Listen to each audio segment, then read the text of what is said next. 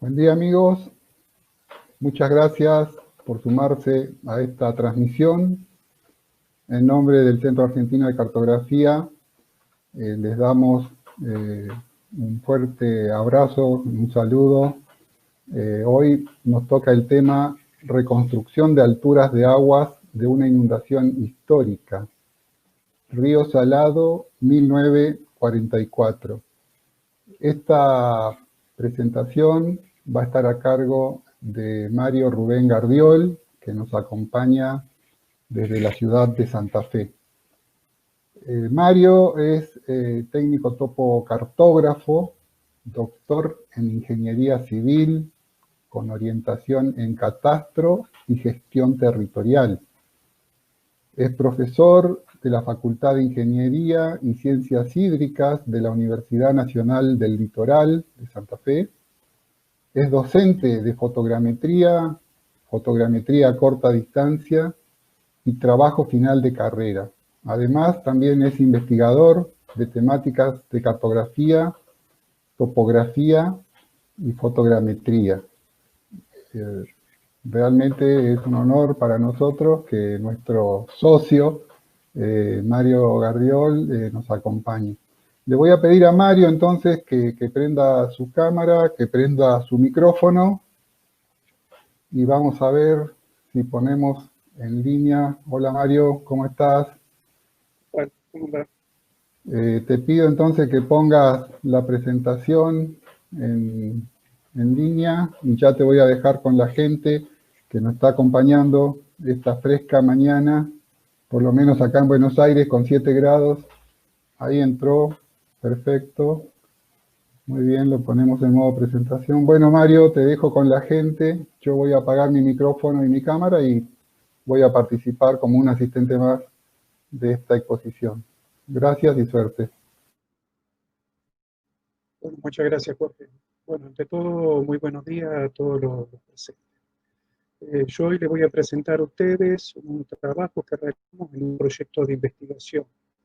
Este proyecto se realizó, tuvo origen aproximadamente después del año 2003, donde hubo una creciente bastante importante en el río Salado, de acá en la provincia de Santa Fe. Esa inundación provocó la inundación de la propia ciudad, donde 1/3 de la ciudad, de su superficie, quedó inundada. Entonces, como consecuencia, la provincia designó fondos para que se generen proyectos de investigación para que estudien el río Salado. Entonces, como consecuencia, distintas facultades de distintas universidades presentaron diferentes propuestas. En nuestro caso, nuestra facultad generó un grupo para tratar de estudiar esta crecida que fue en el año 14. Entonces, dentro de este grupo de investigación, van a decir yo y el ingeniero Carlos Ocampo éramos los responsables de tratar de establecer cuáles fueron las alturas de esta crecida en distintos sectores del río.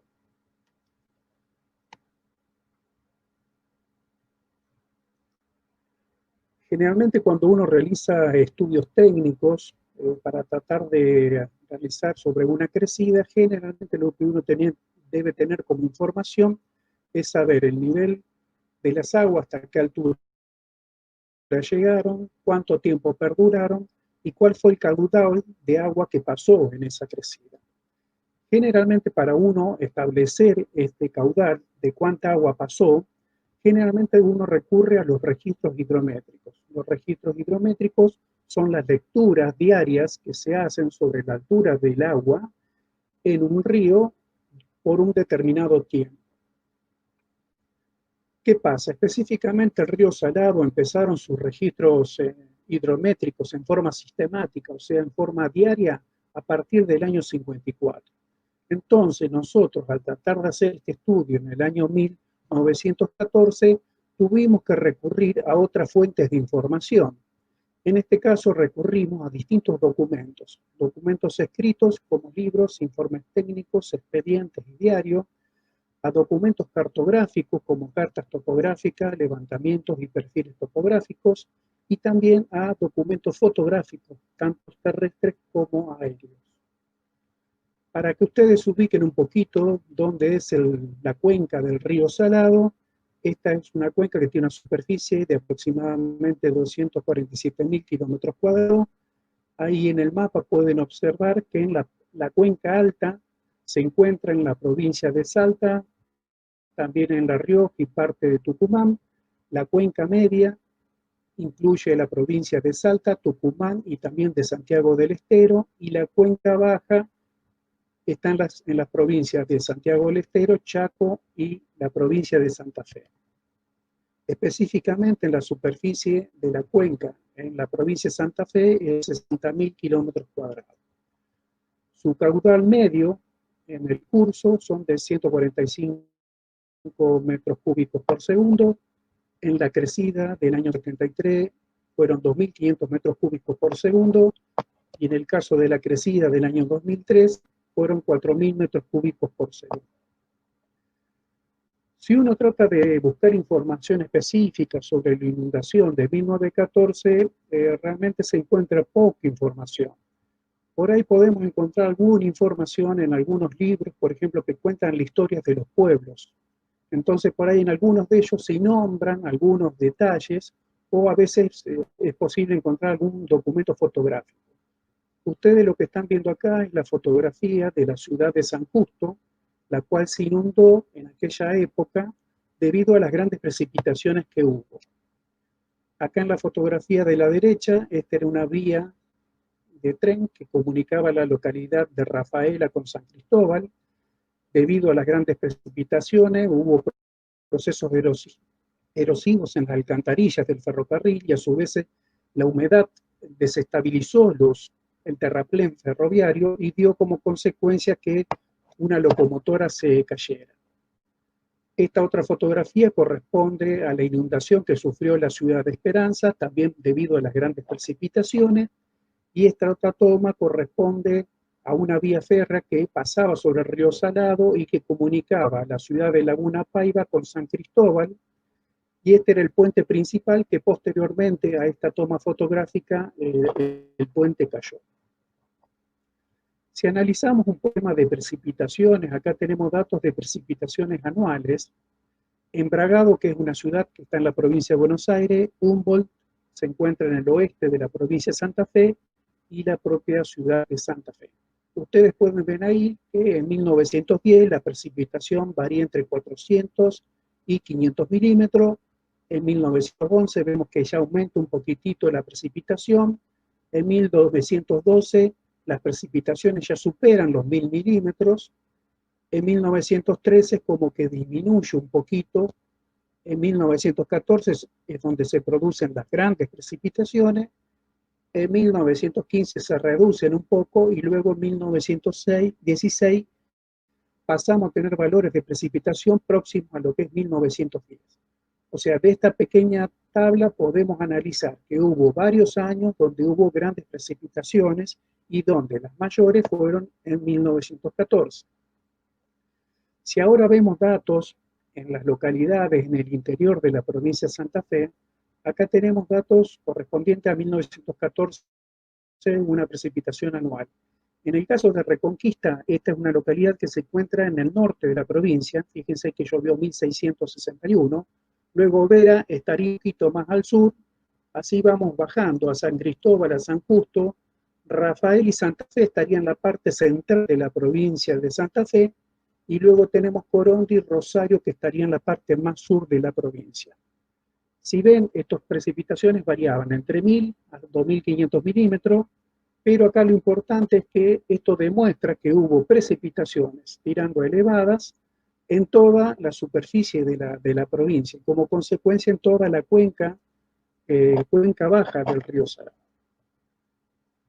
Nosotros específicamente, para tratar de comprender un poquito el impacto que tuvo estas precipitaciones, nosotros recurrimos al diario Nueva Época, que era una publicación que estaba en la ciudad de Santa Fe. Este diario era como que daba dos pequeños informes con respecto a precipitaciones. El primero que ustedes están viendo ahí, el tiempo que hace, esa era una nota diaria que hacía el Observatorio Meteorológico del Colegio Inmaculada, de acá de la ciudad. Si ustedes aprecian ahí, la imagen no es muy buena, pero se da valores sobre el barómetro, da sobre el termómetro seco, termómetro mojado, la humedad relativa, los vientos, la evaporación, la nubosidad. O sea, ellos tenían un laboratorio meteorológico bastante bien montado, con muy buen equipamiento, y ofrecían esta información en forma diaria. Luego también teníamos los avisos de lluvia. Estos eran datos de precipitaciones que recolectaban las vías férreas, entonces principalmente se encontraban precipitaciones de las localidades de la provincia de Santa Fe y Córdoba. Sin embargo, cuando había precipitaciones importantes en otras provincias como Buenos Aires, Santiago del Estero, Chaco y Corrientes, también eran publicadas en este diario. Si ahora tratamos de ver cuáles fueron las grandes precipitaciones que ocurrieron en esta época, vemos que el 26 y el 27 de noviembre de 1913 llovió 181 milímetros. Acá en el diario, vamos a decir, el director del colegio o del observatorio hace un informe, y ustedes pueden ver ahí a la izquierda, que dice que fue la lluvia fuerte de todo el año y quizás de los últimos 20 años.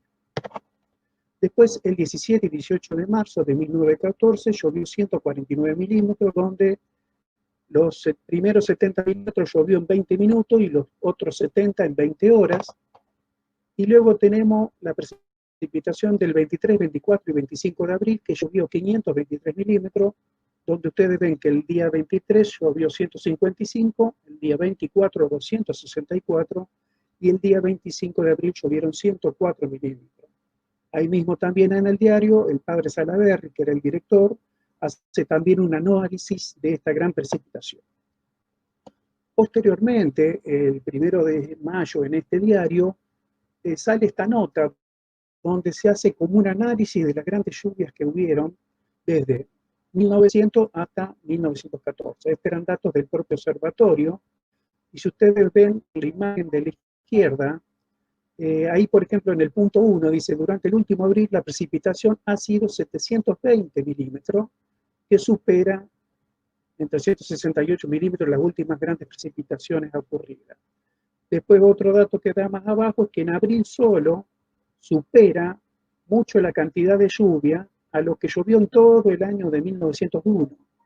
También, por ejemplo, en 1906 llovió 624 y en 1910 479 milímetros en todo el año. O sea que lo que había llovido en abril superó lo que llovió en todo el año esa fecha que recién nombrábamos.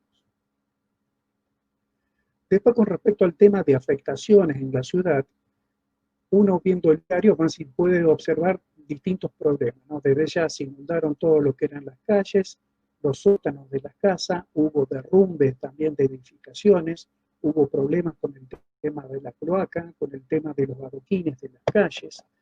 También hubo otros problemas, ahí por ejemplo salían sobre los abusos que ocurrían, y ahí en el caso habla sobre que los lecheros vendían la leche, iban con sus carros llevando la leche y se lo entregaban casa por casa. Ellos informan, o los vecinos se quejan diciendo que en vez de leche era más agua que leche. Y después también en otro informe, en otra parte del diario, informaban que el río Salado estaba creciendo y se iba acercando a la ciudad.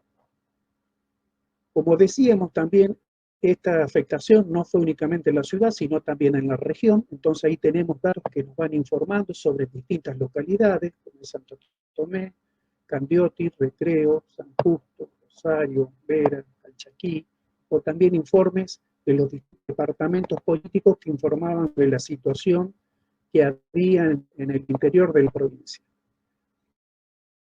Después también hubo afectaciones a nivel provincia mismo, por ejemplo, la empresa del ferrocarril francés, ellos informaban que perdieron $500,000 de pesos. También había problemas muchos con los contratos de fletamiento de granos, donde no se podían cumplir debido a la lluvia. También se tenía programado un censo poblacional, entonces debido a la lluvia se tuvo que postergar. Y después también la provincia informaba que hubo pérdidas en la cosecha, entonces en este caso era la pérdida del 15% en el tema del maíz.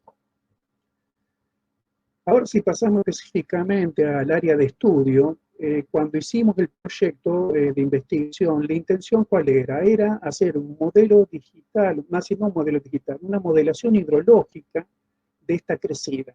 Nosotros queríamos saber cuánta agua había pasado en esta crecida. Acá lo tradicional que hacen los ingenieros en recursos hídricos es representar la parte topográfica del curso en la computadora y luego ingresarle un dato donde empieza, vamos a decir, el estudio, se le ingresa cuánta agua está ingresando. Entonces, después de ahí, es como que el modelo en forma matemática va haciendo los cálculos y después uno puede estimar en distintos sectores cuánta agua calcula el software de computadora y al final cuánto es el agua final que sale. Entonces, ¿qué pasa? En este tema nosotros lo que tuvimos que hacer, se decidió, vamos a decir, el equipo que íbamos a trabajar acá en la salida del río Salado. Ustedes están viendo acá la ciudad de Santa Fe, acá estaría la ciudad de Santo Tomé, acá tenemos el río Salado y la intención nuestra era hacer el estudio hasta este punto. Estos son más o menos unos 50 kilómetros y nosotros lo que teníamos que tratar de hacer en el proyecto de investigación, el desafío era en distintos lugares calcular cuál era la altura que había alcanzado el agua de la crecida para controlar los cálculos matemáticos que hacía el software hidrológico. Entonces nosotros en este caso lo que hicimos fue tomar como punto de partida en lo que se denomina paso binal. La ciudad de Esperanza tiene un camino que sigue hacia el norte. Este camino cruza acá el río Salado en este paso, entonces este se llamaba paso binal. El otro punto que tomamos en cuenta era el camino que comunicaba la ciudad de Esperanza con la ciudad de Santa Fe. Al cruzar acá en el río Salado, este paso se llamaba Paso Miura. Luego, el próximo lugar de estudio que tomamos fue el ferrocarril San Fe, que era el ferrocarril que salía de la ciudad de Santa Fe, iba hacia Esperanza y posteriormente iba hacia Rafael y San Cristóbal. Acá en este sector tenía un puente de hierro. Después también la misma empresa tenía otra vía que cruzaba acá en un puente que era de madera y que esta vía iba hacia la ciudad de Rosario. Luego teníamos también otro cruce que era del ferrocarril central argentino, que esta vía se iba hacia el interior de la provincia de Santa Fe. Y finalmente teníamos el puente o el camino vial que comunicaba la localidad de Santa Fe con Santo Tomé, que cruzaba también el río Salado. Entonces, nuestras áreas de estudio eran estos 6 puntos. Acá lo que hay que entender es que generalmente si uno va a estudios, por ejemplo, que hacen en estudios tipo de estas características, a veces, por ejemplo, si vamos a Santa Fe mismo, por ejemplo, de 1905 hubo una crecida grande en Río Paraná y ahí en la misma ciudad es posible encontrar mucha información. Sin embargo, cuando tenés río de llanura, donde no tenés localidades próximas al arroyo, ya es difícil conseguir información. Entonces, lo único que queda es buscar las infraestructuras viales o férreas que han cruzado estos arroyos. Y por eso nuestra intención era hacer este análisis en estos 6 lugares. Y ahora es lo que les voy a comentar a ustedes. Después, bueno, otro pequeño punto que me estaba olvidando es el sistema altimétrico adoptado. Nosotros para este proyecto de investigación decidimos que todas las alturas que íbamos a calcular debían estar relacionadas a un mismo sistema altimétrico, y en este caso tomamos el sistema altimétrico nacional de acá de la Argentina, que es el establecido por el IGN. Entonces, bueno, con respecto al primer caso de estudio, que era el paso binal, nosotros, bueno, empezamos a recopilar documentos. En este caso, lo que ustedes están viendo ahí es el pliego de condiciones para la construcción del puente del río Salado. Este puente fue hecho en el año 1894. Y bueno, en este pliego ya se especificaba que este puente tenía que ser 50 centímetros más alto que la última crecida. Después, bueno, encontramos otros expedientes donde explican cómo se han hundido los pilotes del puente, y luego encontramos información que nos explicaban que en 1896 fue el año con el cual se inaugura este puente. Después, como registro fotográfico, vamos a decir, pudimos conseguir varias fotografías de este puente. Hay que entender que, como ustedes se acuerdan, este puente está cerca de la ciudad de Esperanza, y este era el lugar como si fuera el balneario de la propia ciudad. Entonces, como que hay muchas personas cuando iban a este sector a bañarse, sacaban fotografías. Entonces, por este lado pudimos conseguir muchos documentos fotográficos. Específicamente sobre fotos que registraban la crecida, encontramos esta foto que ustedes están viendo, y si ustedes ven acá en la parte inferior izquierda, van a ver con un zoom de la parte del puente, donde ustedes acá pueden ver la baranda del puente, y acá ven la parte inferior, la viga que formaba el piso del puente, y acá vemos donde se intercepta el agua con el puente, ¿no? Entonces acá ya teníamos identificado en este material fotográfico una de las alturas de esta crecida. Entonces, bueno, acá ahora la intención era tratar de establecer el valor de la altura. Entonces, como consecuencia, lo primero que hicimos fue hacer trabajo de campo. Entonces fuimos al sector, justo fuimos en una época que el río Salado estaba abajo, entonces ustedes pueden ver ahí la fotografía central, que ahí están los restos de las pilas del puente, y después también en la parte de la barranca encontramos restos de la estructura del puente de madera, porque cuando estaban en forma media deteriorada fue contratado el ejército argentino para detonarlo con dinamita. Entonces parte de los restos, como ustedes lo que ven acá, esta corresponde a un refuerzo de las pilas, y esta es una de las vigas horizontales del puente en la parte central. Entonces, estos eran restos, bueno, los que encontramos ahí. Luego, entonces, nosotros, por medio de cintas métricas y estación total, hicimos las mediciones topográficas de todos los elementos que conseguimos. Entonces, ¿qué pasa? Si nosotros ahora queremos tratar de establecer cuál era la cota de la crecida, nosotros lo que hicimos con la estación total fue medir la altura de acá del terraplén de enfrente, donde nosotros consideramos que esta altura era la altura del ingreso al puente de madera. Eso topográficamente nos daba un valor de 22,89 metros, y luego se acuerdan que el pelo del agua coincidía con la viga longitudinal. Entonces, como esta viga que vemos acá en el piso, era la que existía en ese puente, eran 25 centímetros, al dato de 22,89 le restamos los 25 centímetros, y esto nos daba la cota de la crecida. Ya previamente habíamos sacado un punto fijo con cota higiene al sector, entonces teníamos que la cota de la crecida en este paso, por medio de cálculos topográficos, nos daba un valor de 22,64 metros. Pero ¿qué pasa? Como les decía recién, encontramos mucho material fotográfico, y entonces la intención nuestra fue también tratar de ver si podríamos utilizar este material para extraer también información. Entonces acá la intención fue tratar de aplicar alguna técnica de fotogrametría terrestre. Acá nosotros aplicamos un proceso que los arquitectos lo definen como perspectiva inversa. Para que ustedes comprendan un poquito cómo es el método, ustedes lo que estamos viendo acá es un dibujo en perspectiva, ¿no? Acá tenemos que todos estos elementos, las vías y los postes telegráficos, estos están fugando hacia un punto de fuga principal, que se encuentra sobre una línea de horizonte, este punto, y a su vez tenemos acá otros puntos de fugas secundarios. Si vamos, por ejemplo, ¿qué pasa? Imaginemos que esta vía que tenemos acá tiene 1 metro de ancho. Si vemos, vamos a decir, este metro se sigue manteniendo. Sin embargo, la dimensión de la vía se va reduciendo en proporción según cuánto yo me alejo de donde yo estoy posicionado o parado en esta imagen. ¿Qué pasa?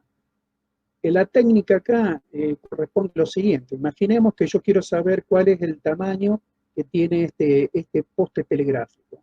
Si yo sé que acá la vía tiene 1 metro, yo entonces puedo medir esta distancia acá, que también sigue siendo 1 metro, y la comparo con este valor, y ahí calculo cuál es la dimensión o la altura que tiene este poste. De esta forma yo puedo hacer distintos cálculos para saber las dimensiones y también profundidades que tengo los distintos objetos que me aparecen en la foto. Sin embargo, ¿qué pasa? Acá el dilema o lo principal de este método es que yo tengo que definir los puntos de fuga correctamente y también tener un elemento de control, o sea, un elemento que yo conozca su dimensión. En este ejemplo que yo le decía, era el ancho de la vía. Bueno, entonces, ¿qué pasa? Nosotros tomamos esta fotografía, empezamos a aplicar este método. Nosotros acá en este caso lo que usamos como método de control de los 5 metros que medimos en campo, que era la distancia que teníamos entre esta pila y esta otra pila que tenemos acá, esta distancia acá. Entonces, con esos 5 metros empezamos a hacer todo el cálculo de todos estos objetos que ustedes ven ahí en color anaranjado. Entonces, para nosotros calcular la cota de la crecida, nosotros partimos haciendo este análisis. Nosotros sabíamos que por la carta topográfica del IGN, sabemos que acá arriba, en este sector de la barranca, la cota topográfica era 19,70. Luego nosotros medimos acá la altura de la barranca, eso nos daba 2,69 metros, entonces ahí teníamos la altura del pelo del agua.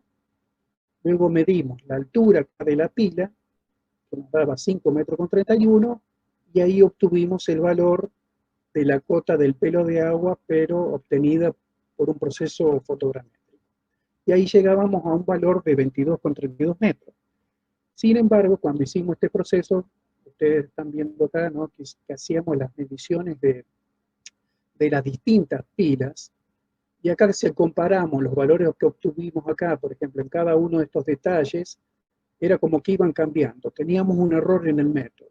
Nosotros, bueno, hicimos los cálculos, nos daba que ese error correspondía más o menos a un 14%, y entonces si le aumentamos ese error al dato que teníamos previamente en la cota de crecida, el dato final de la altura del pelo de agua sería de 22,68 metros. Pero ¿qué pasó? Después, dentro del material, esta es otra fotografía de la misma construcción que estaba próximo al puente. Acá nosotros cuando vimos esta foto también le quisimos hacer distintos filtros con computadora, pasarle distintos filtros para ver si podíamos ver algún otro detalle que nos permite hacer otro análisis. Y bueno, cuando encontramos esta foto, encontré esta línea blanca. Fíjense que acá se ve como una línea blanca que va perdurando acá, y acá continúa. En un principio me puse a observar, o me llamaba la atención de por qué estaba esa cuestión. En un principio no entendía por qué, hasta que finalmente intuí que eso podía ser la humedad. ¿Cómo sería la mano? Bueno, lo que yo intuyo es que para mí la crecida, más si llegó a esta altura que ustedes están viendo acá, después el agua baja, entonces los ladrillos chuparon la humedad, y después cuando bajó el agua se sacó la fotografía que estamos viendo. Entonces, bueno, teniendo este criterio, nosotros medimos esa altura que nos daba 77 centímetros, luego se lo incorporamos los valores que habíamos calculado previamente por topografía y por fotogrametría. Entonces, estos serían los valores de la altura de la crecida en este paso. Ahora, si pasamos al próximo, el paso Miura, con respecto entonces al paso Miura, vamos a decir, esta construcción de este puente fue una propuesta que hicieron dos empresarios, Klaus y Müller, en el año 1864, y luego bueno, se construye y fue inaugurado en 1866. Ustedes ahí ven una imagen de este puente de madera que era un puente curvo, de diseño curvo. Posteriormente, en el año 1904, el departamento topográfico, ellos ya recomiendan a esa altura que se tenía que hacer un puente de material. Entonces, en 1910 se comienza la construcción del puente, que finalmente ese puente se ve en pantalla, es una cartografía del levantamiento topográfico hecho en aquella época. En este sector estaríamos yendo hacia la ciudad de Santa Fe, en este otro hacia la ciudad de Esperanza, y acá ustedes ven el camino donde cruza un brazo secundario, y posteriormente acá tenemos el puente principal que cruza el curso principal mismo, y acá tenemos una pequeña construcción donde teóricamente, vamos a decir un pequeño detalle, este puente fue construido con dinero del propio Klaus y Müller. Entonces la provincia le pidió permiso a ellos para que cobren peaje en este puente. Y entonces esta era la construcción donde ellos cobraban el mismo. Después, bueno, estos son los perfiles topográficos de aquel levantamiento topográfico. A la izquierda ven la alcantarilla con la altura del terraplén y la altura de la isla. Acá a la derecha vemos el curso principal del río Salado y los terraplenes de acceso al puente principal. Finalmente, van a ser en 1912, se construye la alcantarilla y los terraplenes, y en 1913, vamos a decir, se puede utilizar todo lo que es el camino, el acceso a este puente. ¿Qué pasa? Después, en 1914, viene la crecida, vamos a decir, esa crecida barre los terraplenes de tierra y entonces en 1915 se hacen nuevos estudios para reconstruir el puente y los accesos. Este es el plano de aquella época y ustedes pueden ver acá que hay una pequeña línea marcada en la cartografía, donde acá, entonces acá teníamos un dato bien concreto de cuál era la altura que había llegado. Sin embargo, si analizamos este plano, viendo vamos a decir, la altimetría, las cotas del puente, vemos que estas cotas no concuerdan con los datos IGN. ¿Eso por qué? Porque el departamento de topografía, que era el que planificó estas obras, ellos tenían un sistema altimétrico local. Entonces después acá nosotros teníamos que hacer un análisis de esta comparación entre los dos sistemas, el altimétrico local y el altimétrico relacionado al IGN. Después, bueno, nosotros también conseguimos cartas topográficas y fotografías aéreas hechas por el IGN, y como fotografías terrestres encontramos únicamente este material. Este material del Museo de la Ciudad de Esperanza, donde la directora me informaba que ella suponía que era de Paso Miura, pero no tenía la certeza que era de ese lugar. Entonces, bueno, nosotros primeramente empezamos a hacer distintos procesos, otra vez con distintos filtros en el material fotográfico. Ustedes acá pueden ver, por ejemplo, esta sería la visión normal de estos objetos, y recién cuando los pasamos con el filtro, acá se ve con mayor claridad que estos son los postes telegráficos, donde acá vemos los aisladores del poste telegráfico. Acá en este otro se puede ver en un detalle que acá tenemos un estribo, la baranda, y el otro estribo, que correspondería al puente. Después en este otro sector de la foto, acá vemos como una construcción parecida a un galpón, y acá vemos otra construcción que era un techo de una casa que tiene un techo a 2 aguas.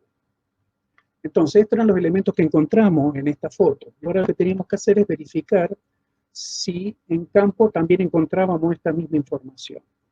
Cuando fuimos a campo, bueno, este fue el objeto el puente principal que encontramos. Nosotros, bueno, también por mediciones topográficas hicimos las mediciones de este objeto, pero acá nos quedaba la duda si este puente realmente era el puente original. Sin embargo, cuando después revisamos en la parte acá del estribo del puente, en este sector encontramos estos números que lo había hecho el albañil, que había construido el puente, y puso 24, 5, 9, 11.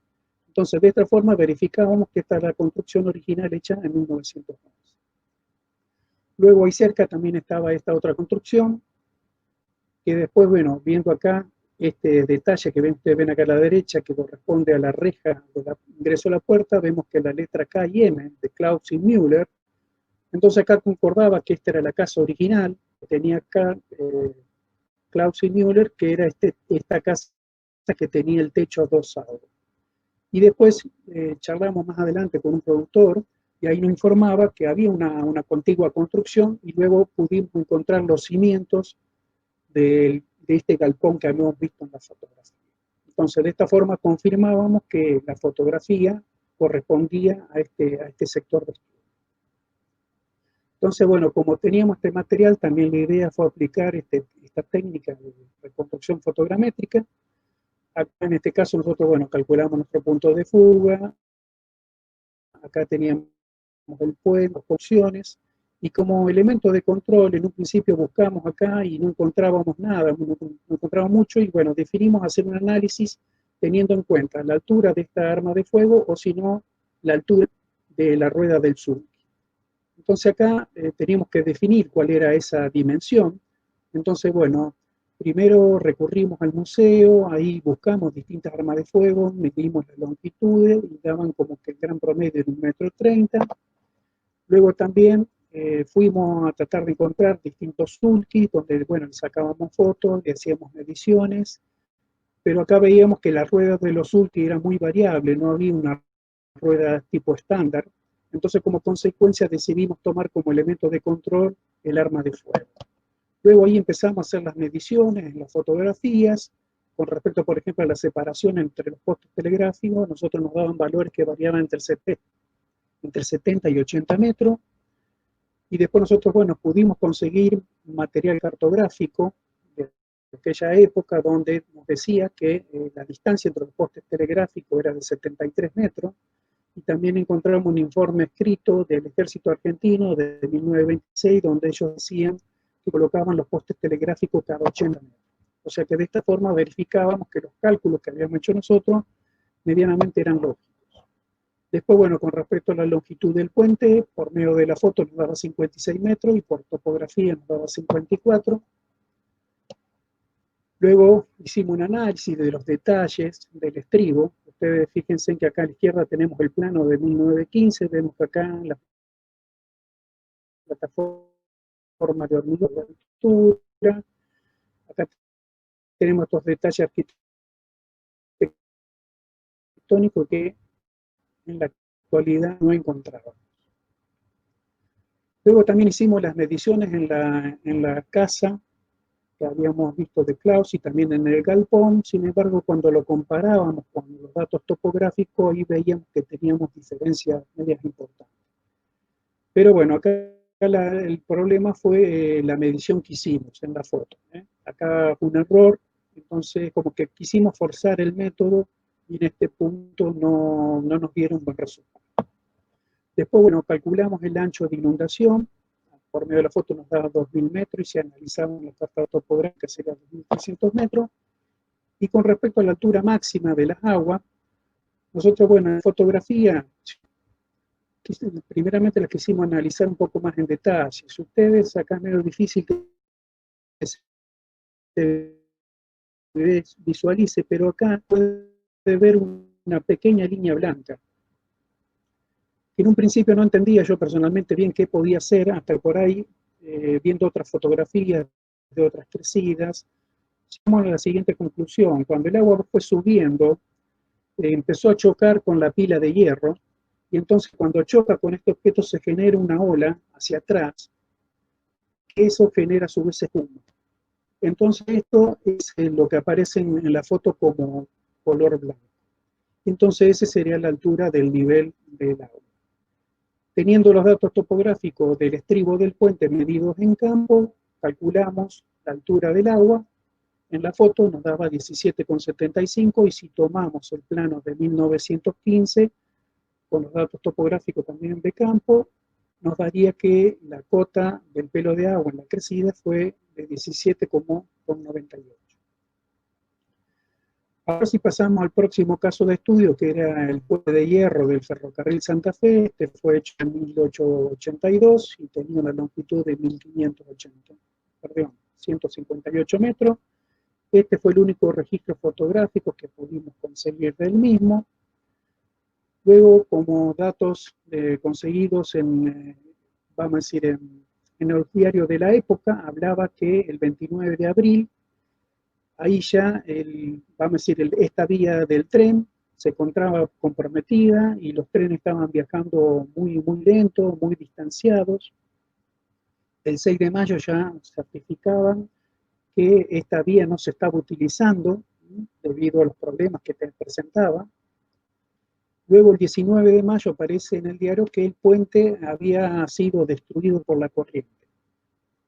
Acá se aclara, por ejemplo, que el accidente había sido sufrido teóricamente por los restos de un puente carretero que chocó con una de las pilas del puente. Y luego el 21 de mayo planteaba como que vamos a decir, la empresa no podía arreglar estos problemas hasta que los niveles del agua no bajaran. Luego, como antecedente cartográfico, encontramos este documento en la empresa, donde ustedes pueden ver acá el relevamiento que se hizo cuando sufrió este accidente el puente. Ustedes acá lo interesante es ver, por ejemplo, acá ven esta línea, que esta línea corresponde a un levantamiento topográfico del fondo del lecho del río en 1890. Y esta otra línea es la línea del fondo del lecho del río cuando se hizo posterior al pico de la crecida. Luego encontramos también otro plano donde nos daban detalles cómo se construían estos puentes y a su vez cuál era la cota de la vía. Después también con documentos técnicos que encontramos, ahí analizaban cómo fue esta crecida y aclaraban que la velocidad de esta crecida en ese lugar era de 3,5 metros por segundo, que el desnivel del pelo del agua de la crecida entre un lado y otro del terraplén era de 0,70 y después de esta crecida, se cortó el terraplén de tierra en una brecha de 280 metros.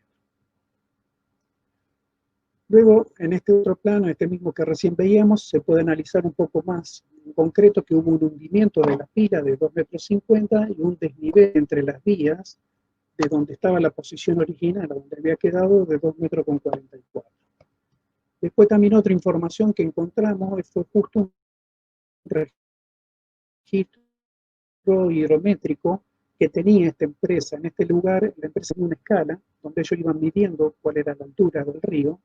Y justo acá se puede ver que, por ejemplo, en esta crecida tuvo dos picos. El primer pico fue el 29 de abril, después desciende el pelo, sube nuevamente más o menos el 20 de mayo, donde ahí tuvimos el máximo, que era 16,70 metros. Sin embargo, cuando teníamos este dato, ya era como que era dato concreto de cuál era la altura que había tenido la crecida en este lugar, acá teníamos un problema, que no sabíamos a qué valor estaba relacionado esta cota. ¿Por qué? Porque veíamos que había planos antiguos que estaban relacionados a un sistema altimétrico local que usaba en la empresa férrea. Por ahí teníamos otros planos que estaban relacionados al sistema MOP, que es el Ministerio de Obras Públicas de la Nación, y teníamos también otros mapas relacionados al IGN. Después, bueno, de hacer una serie de análisis de distintos mapas, pudimos definir que esta cota que presentaba este hidrograma estaba relacionado a MOP. Entonces, le sumamos el valor de desnivel que existe entre el sistema MOP e IGN, y ahí obtuvimos la cota de la crecida, que era entonces de 17,25 metros. Ahora pasando al próximo caso estudio, que era el puente de madera, también de la empresa del Ferrocarril Santa Fe. Este fue construido en el año 89 y tenía 1.300 metros de largo. En datos así en los diarios, en uno publicado el 29 de abril, informaba que la empresa en este sector, la vía de tren, más decir, el agua ya había llegado a los durmientes, más decir, a los travesaños de la vía del tren. Después nosotros, por otro lado, pudimos conseguir un perfil longitudinal de esta vía, donde de este mismo plano pudimos sacar cuál era la cota de la vía y el desnivel a esos travesaños. Y después, bueno, este otro material que pudimos también conseguir, este fue un levantamiento topográfico, para que ustedes comprendan un poquito cómo era. Vamos a decir, acá tenemos esta vía, acá teníamos el puente de madera, que correspondería a toda esta extensión, acá cruzaba, luego esta vía continuaba y se iba hacia la ciudad de Rosario. Acá teníamos otra vía que era de la empresa del Ferrocarril Central Argentino, donde acá teníamos la estación de esta misma empresa y acá teníamos el cruce del río Salado. Entonces, ¿qué pasa? Acá, para establecer cuál era la cota de la crecida, nosotros sabíamos que la crecida en el día 29 había llegado a los durmientes o a los travesaños de esta vía. Entonces, ¿qué pasa? Partiendo de 16,08 era la cota de la vía que obtuvimos en el plano de 1934, le restamos 1 metro para saber el desnivel hacia los travesaños, y luego, como este plano estaba relacionado a escala MOP, le sumamos el valor del desnivel entre el sistema para relacionarlo a la cota IGN. Entonces nos daba que la crecida en el primer pico era de 15,63. Después, como habíamos tenido el dato previo del registro hidrométrico, donde decía que el segundo pico había sido más o menos el 21 de mayo y sabíamos cuál era el desnivel, ahí calculamos entonces que la cota del segundo pico en este sector sería aproximadamente de 15 metros por segundo. Entonces, de esta forma teníamos ya el valor de la altura máxima en este sector. Ahora sí pasamos al otro caso de estudio, que era el puente de hierro del Ferrocarril Central Argentino. Este fue hecho en 1892, presentaba una longitud de 2.050 metros. Ustedes acá están viendo una de las fotos de este puente. Después, como información en los diarios, encontramos este dato del 21 de mayo, donde dice que la empresa no había tenido problemas hasta ahora. Si ustedes vemos por la fecha, Acá ya habían sufrido el primer pico de inundación, sin embargo acá el tren estaba funcionando en forma normal. Luego, el sábado 23, se informa que la estación de trenes de esta empresa tenía agua en los talleres, ¿no? Acá tenemos la estación donde es la que estaría inundada. Luego también conseguimos este otro plano, donde era un relevamiento del año 32. Acá fíjense que tenemos representado el nivel del pelo de agua del año 32 con el fondo del lecho del río del año 32. Y acá también tenemos graficado el lecho del río de 1891, que fue la época cuando se construye el puente, y acá está indicado, por ejemplo, una creciente de 1892. Y acá tenemos también la altura de los rieles. ¿Qué pasó? Si nosotros después, analizando un poco este mapa con otros mapas, pudimos definir que estas cotas estaban relacionadas al sistema MOP. Entonces, como consecuencia, le sumamos los 55 centímetros y ahí calculamos que entonces la cota de la crecida en 1892 era 15,55. Y en el caso de la cota de la crecida de 1914, como que no encontramos información concreta que nos dijera hasta dónde llegó. Pero si analizamos que el puente anterior era aproximadamente 15,90, vemos que a esa altura los rieles del tren no se inundaron. Y por lo tanto se justifica esta cuestión que decía el diario, que esta vía funcionó en forma normal todo el tiempo. Luego, bueno, si pasamos al último caso de estudio, que era el puente de Santo Tomé Santa Fe, los primeros puentes que hubo en este sector eran de 1856, que era un puente de madera. Luego en 1875 se construye un nuevo puente donde la altura de este puente tenía que estar 30 centímetros más alto que el puente Miura que vimos previamente. Acá ustedes están viendo una imagen de ese puente de la época, y acá atrás, por ejemplo, se ve la vía férrea del Central Argentino. Luego, lo que también tenemos que entender es que esta vía de comunicación es una vía de comunicación nacional. Entonces, en 1906 se decide la construcción de este camino, que de mejores condiciones, y también de construir alcantarillas y un puente levadizo de hierro. En 1911 se hace la compra de materiales para empezar la construcción. Luego, por ejemplo, en 1912, ahí se empieza a informar que ya se están construyendo los terraplenes, pero se informan como que los terraplenes no estaban protegidos. Acá en 1913 aclaran que parte de lo que se estaba construyendo no se estaba pudiendo utilizar por una pequeña crecida que había. Luego ya en 1914 nuevamente informan que en esta época que ya estaba próximo al primer pico de la crecida, informan que ya el camino no se estaba pudiendo utilizar. El 28 de abril ya como que empiezan a hacer cálculos o informes sobre nuevos, tenían que comprar nuevo material para reconstruir los terraplenes. Y finalmente, bueno, en 1916 toda esta obra es inaugurada. Ustedes ahí pueden estar viendo las construcciones de hierro que se hicieron en las zonas que eran los bajos o algunos brazos secundarios, y los terraplenes de tierra que comunicaban los distintos puentes. Para que ustedes comprendan un poquito mejor, acá tenemos un plano donde tenemos, este sería el puente de madera del ferrocarril Santa Fe, acá tenemos el puente de hierro del Central Argentino, y esta sería la vía de comunicación que va de Santa Fe a Santo Tomé, y acá tenemos las pequeñas alcantarillas de hierro, y acá estaría nuestro puente levadizo. Este sería el puente levadizo, concretamente una foto de él.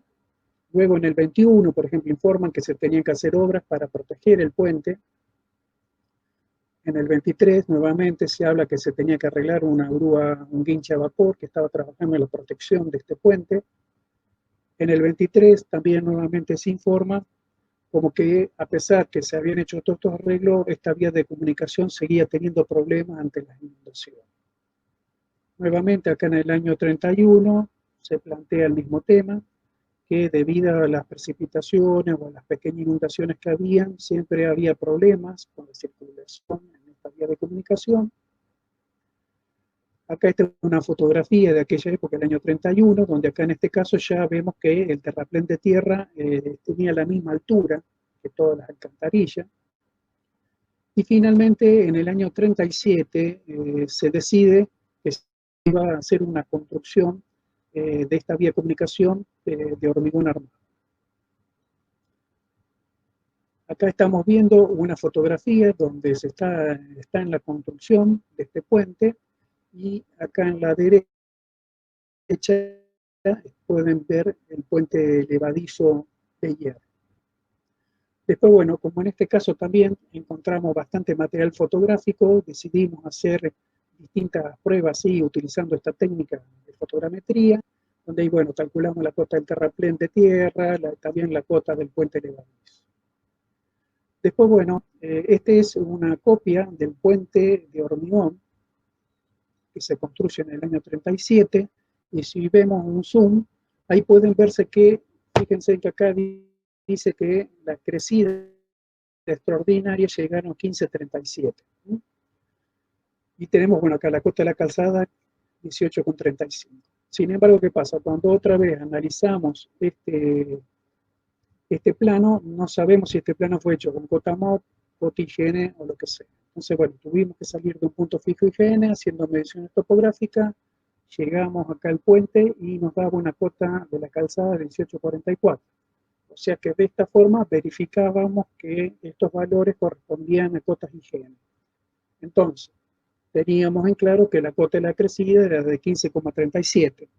Después, bueno, tuvimos que hacer otros cálculos más, porque acá en esta época también hubo otras crecidas, por ejemplo, en el año 21, en el año 29, y tuvimos que hacer toda una serie de análisis para verificar qué pasaba si eran próximas a este valor. Como no nos daban, supusimos que este valor de 15.37 correspondía a la crecida del año 14. Y bueno, de esta forma teníamos ya este dato final en este sector. Entonces, bueno, como conclusión de todo este estudio, si vemos, pudimos estimar todas estas cotas. Si vamos y hacemos un pequeño recuento, vemos que en Vinal la cota lo obtuvimos desde una fotografía, en el caso de Miura, de un plano topográfico, en el caso de Empalme, o del ferrocarril, de la parte que era del puente de hierro, era por registros hidrométricos. En el ferrocarril Santa Fe, en el otro puente de madera, eran por un dato del diario.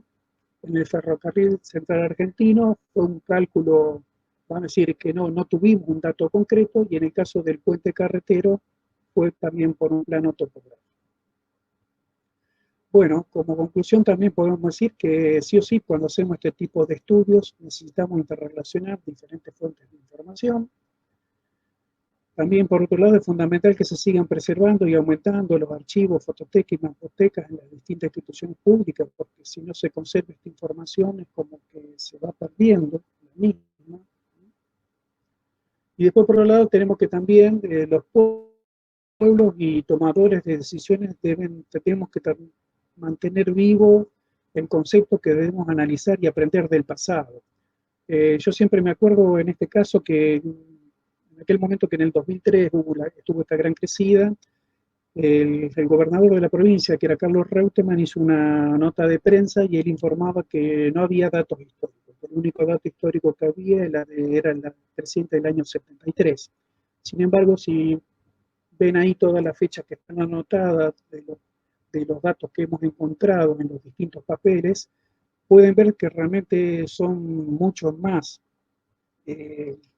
las crecidas que ha habido en este ¿no?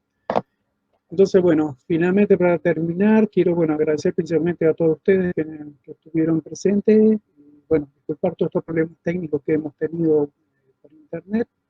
Desde ya el Centro Argentino de Cartografía, que me dio esta posibilidad de dar esta presentación. Bueno, y a las distintas integrantes de los museos, los archivos, y a personas también personales que nos dieron información para poder hacer este estudio. Así que, bueno, muchas gracias por todo esto.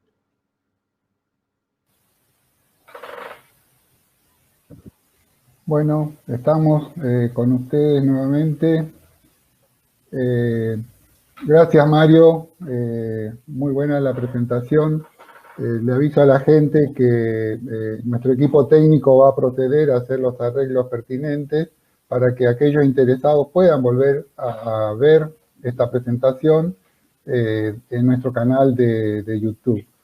Yo les pido ahora que los que estén interesados, tienen alguna duda, puedan consultar, escriban en el chat las preguntas, que el equipo técnico nos va a ir pasando esas preguntas, pero para darle un tiempito, yo les voy a terminar los avisos parroquiales que empecé y que no pude terminar de mostrárselos.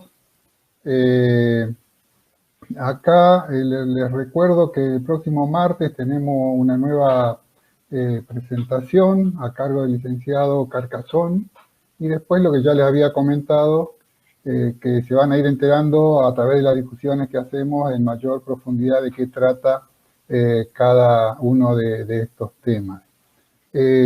También aprovechamos la oportunidad para invitarlos para que participen en el 10º Congreso de la Ciencia Cartográfica, que va a ser del 4 al 6 de noviembre y por primera vez en forma virtual. Les pedimos a aquellos interesados en presentar trabajo que hasta el 10 de septiembre hay tiempo y tienen que enviar o contactarse a través de este correo electrónico, congreso.cac@gmail.com. Esta es la página oficial del Congreso. Ahí van a encontrar toda la información, toda la información. Y para terminar esto, a ver, bueno, está como un poco rebelde. Ahí está, son varias las instituciones que nos están auspiciando. Muchas gracias a todas esas instituciones por ayudarnos en este evento. Muy bien, ahora vamos a volver acá. Les recuerdo que a todos los que han participado, si están interesados, nos pueden mandar un correo electrónico para solicitar el certificado y la presentación en formato PDF, que lo vamos a entregar como lo hacemos habitualmente. Y también les pido un poco de paciencia a los del webinar anterior que no han recibido el certificado. Eran muchas personas, estamos terminando de enviarlo, está en proceso, o sea que quédense tranquilos que les va a llegar el certificado. Y bueno, ahora Mario, acá hay algunas personas que te quieren hacer una consulta. Gaby pregunta acerca del equipo que realizó el trabajo, cómo está compuesto, cuánto tiempo les tomó. El proyecto originalmente estaba pensado que tenía que ser 1 año y medio. Sí, nos duró casi 2 años. El grupo básicamente la mayoría eran ingenieros en recursos hídricos, y después como personas aparte, bueno, estaba yo como topógrafo y cartógrafo, y también había una persona, 2 personas más, 3 personas que eran arquitectos. Bárbaro, muchas gracias. Gisela Tatarchuk pregunta, ¿la falta de antecedentes llevó a la investigación? Sí, seguro.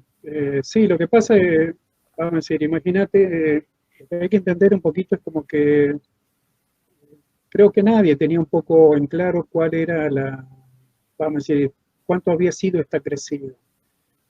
Después, si uno analiza los datos, bueno, los cálculos que llegamos al final del proyecto nos da que llegaron a 3.500 metros cúbicos por segundo. O sea que esta la del 14, fue la segunda crecida más importante que tuvo el río. Pero ¿qué pasa? Si vos vas a lo que yo recién les contaba, si uno busca en los libros, no encontrás nada, no encontrás información. Porque generalmente uno como ciudadano tiende a olvidar las cosas que han pasado previamente. Entonces, lo que a veces ocurre es un poco este problema, que no estamos acostumbrados a tratar de hacer estudios tipos históricos, entonces como consecuencia perdemos noción de la información, hasta dónde llegaron los niveles de altura. Y eso es siempre el problema que está pasando. Bueno, ahora con respecto a esta inundación, por lo menos ya va a haber muchos antecedentes. Así que un excelente trabajo para ser tenido en cuenta para otros casos de inundación, que son datos tan útiles cuando hay que construir un nuevo puente, por ejemplo, ¿no? Tener toda esta información. Edgardo Riera nos pregunta, en el caso del análisis fotográfico, ¿se realiza algún análisis para estimar si hay alguna distorsión en la toma? No, no, en este caso no, porque esto acá sería como que es un método muy sencillo, muy simple. Acá nos estamos basando netamente con la situación de la perspectiva y no estamos teniendo en cuenta la deformación que produce, vamos a decir, el lente de la cámara. Yo después hice otra experiencia usando un software fotogramétrico y bueno, también nos dieron algunos resultados, pero es como que se tendría que hacer mucho más desarrollo, más análisis.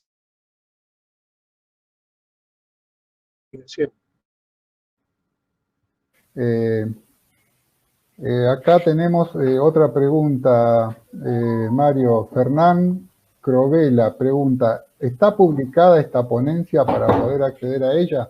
Bueno, recién lo comentamos, esto va a estar, ya lo tenemos en formato PDF y está a disposición del personal. Lo único que tienen que hacer es que lo requieran a través de correo electrónico, lo mismo que con el certificado de participación en el webinar.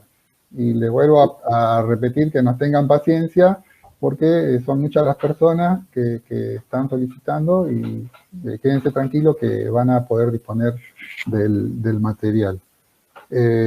Bueno. Un pequeño sí, detalle porque, para aclarar, le digo, si hay alguno que está muy interesado en este tema, después nosotros, el grupo, finalmente, vamos a decir, con toda esta investigación se publicó un libro donde está bastante detallado todo este proceso. No únicamente lo que nosotros hicimos, sino también los otros integrantes. Todo ese es un libro que se publicó en la editorial de la propia universidad. Si entran a la página web de la UNL, también hay una página específica del editorial. Ahí pueden colocar Río Salado 1914 y ahí les va a saltar este libro que es vendido por la propia editorial. Bueno, muchas gracias, Mario. Excelente información. Creo que no tenemos más consultas. Nuevamente, Mario, te agradecemos la deferencia de colaborar con el Centro Argentino de Cartografía con esta presentación. Muchas gracias a los que participaron de esta transmisión. Le pedimos disculpas por el inconveniente técnico. Es algo que puede suceder, como les comenté anteriormente, cada uno de nosotros estamos transmitiendo desde nuestros hogares por motivo de la pandemia. En este caso, Mario está en Santa Fe y todo el equipo técnico del Centro Argentino de Cartografía está distribuido acá en la ciudad de Buenos Aires y en Gran Buenos Aires y estamos saliendo todos desde distintos lugares. Gracias a la tecnología lo podemos hacer, pero en algunos casos hay algunos inconvenientes. Muchas gracias, Mario, muchas gracias a todos ustedes. Y los esperamos el próximo martes 25 a las 16 horas para el próximo webinar. Nos vemos. Hasta luego. Hasta luego, gracias. Gracias.